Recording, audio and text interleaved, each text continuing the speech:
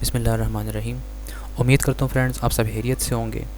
आज का टॉपिक है नेशनलिटी। इस टॉपिक में आज हमने देखना है कि नेशनलिटी किस तरह से एक्वायर की जाती है और किस तरह से लूज़ की जाती है। लेकिन सबसे पहले हम इसकी ज़रा इंट्रोडक्शन और मीनिंग इंपॉर्टेंस को देख लेते हैं, उसके बाद अपने टॉपिक पे जाते हैं।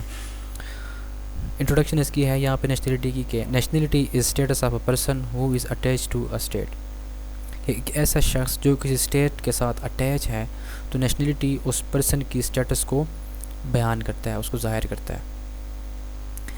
It is a relationship between state and individual, कि नेशनलिटी जो है ये एक स्टेट और एक इंडिविजुअल के दरमियान एक रिलेशन है। A person get international rights by getting nationality of a state, कि एक पर्सन जो किसी स्टेट की नेशनलिटी को हासिल करता है तो वो उसी स्टेट के राइट्स को भी हासिल करता है। जहाँ पे एक पर्सन नेशनलिटी हासिल करता है उसको राइट्स मिलते हैं, तो वहाँ पे उस पर्सन के लिए कुछ ऑब्लिगेशंस भी होती हैं कि वो उस स्टेट के रूल्स को, लॉ को फॉलो करें। तो आगे इसकी आ जाती है meaning. Nationality mean subject of a certain state. Nationality का मतलब ये है कि किसी सर्टन स्टेट का सब्जेक्ट होना, एक फ़र्द होना है। यहाँ पे थोड़ी सी इम्पोर्टेंस है नेशनलिटी की, देख लेते हैं।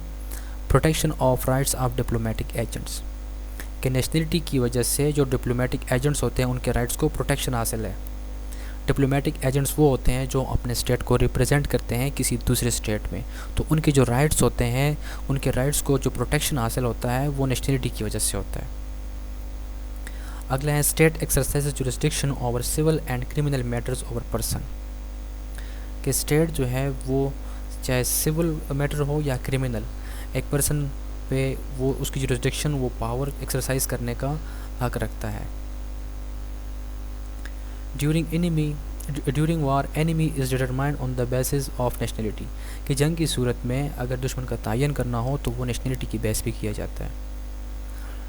State can refuse to extradite its own national, कि स्टेट जो है वो अपने नेशनल को एक्सट्राडाइट करने से इनकार भी कर सकती है नेशनलिटी की वजह से।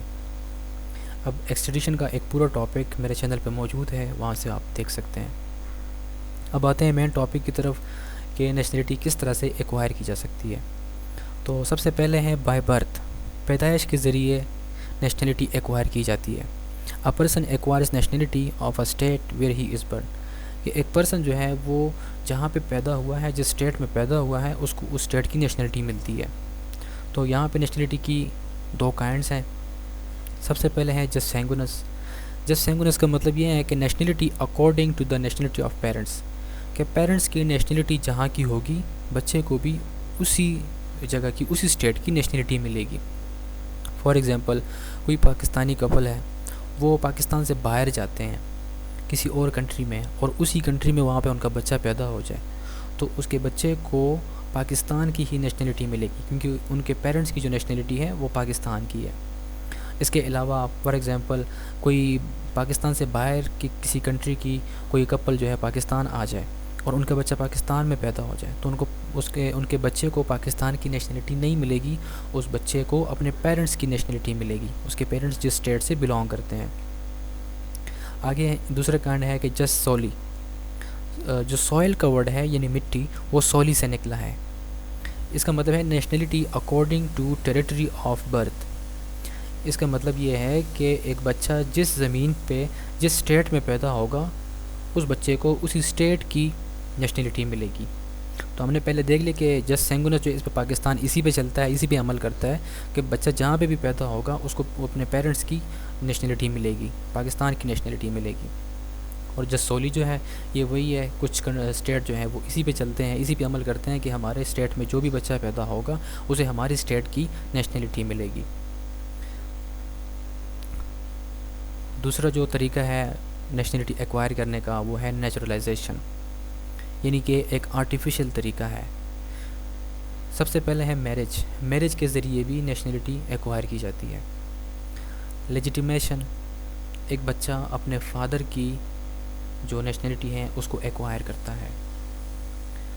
डोमिसाइल, डोमिसाइल के ज़रिए भी नेशनलिटी एक्वायर की जाती है। डोमिसाइल का मतलब ये है कि एक पर्सन अपने स्टेट से जाके किसी दूसरे स्टेट में सेटल हो जाता है अपने मुल्क से बाहर किसी स्टेट में सेटल हो जाता है और वहाँ की भी सेटल होने की वजह से वो वहाँ की नेशनलिटी हासिल करता है।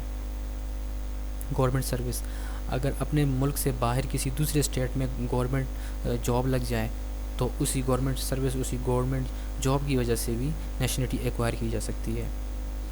Permission by state to apply, जब स्टेट ये अप्लाई करती है, परमिशन दे दें कि जो भी हमारी नेशनलिटी एक्वायर करना चाहता है तो वो अप्लाई कर सकता है, एप्लीकेशन दे सकता है।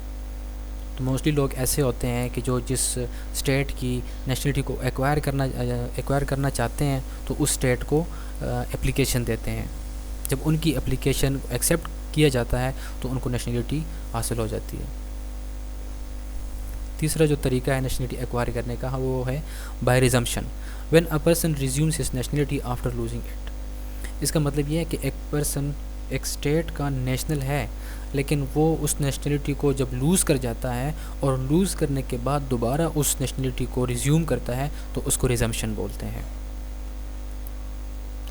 जो नंबर 4 पे है subjugation, when a state is defeated and when all citizens acquire nationality of conquering state. जब एक स्टेट को डिफीट किया जाता है जंग की सूरत में, एक स्टेट जो है वो डिफीट कर जाता है, हार जाता है, तो उसी स्टेट के जो सिटीजन्स होते हैं, जो अवाम होते हैं, वो फतह करने वाले स्टेट के जो है नेशनलिटी को एक्वायर करते हैं।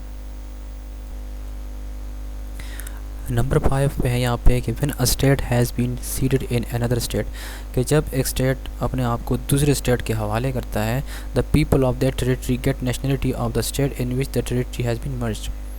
के सेसेशन का मतलब है कि जब एक स्टेट अपने आप को दूसरे स्टेट के हवाले कर देता है तो जो स्टेट अपने आप को हवाले करता है किसी दूसरे स्टेट के, तो उस स्टेट के जो लोग होते हैं, जो पीपल होते हैं, वो उसी स्टेट की नेशनलिटी को एक्वायर कर जाते हैं जिस स्टेट में उन्होंने अपने आप को मर्ज किया, जम किया। तो ये 5 तरीके हैं नेशनलिटी को एक्वायर करने के। अब आते हैं कि नेशनलिटी किस तरह से लूज़ की जाती हैं। तो सबसे पहले है release. It is effected by submitting an application by the nationality holder, कि नेशनलिटी होल्डर जो है यानी कि जिसके पास नेशनलिटी है वो एप्लीकेशन देते हैं अपने गवर्नमेंट को नेशनलिटी छोड़ने के।